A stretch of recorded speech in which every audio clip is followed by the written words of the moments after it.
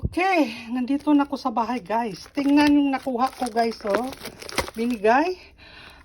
Pork chop ito guys. November pa ma-expire. Tingnan mo date, oh. November 16, 2024. Expiration date. Naka-vacuum ito guys.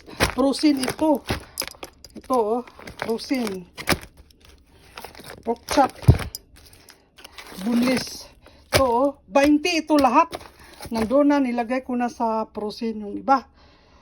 Tapos yung iba, binigyan ko yung kapitbahay ko 2 bag na grocery.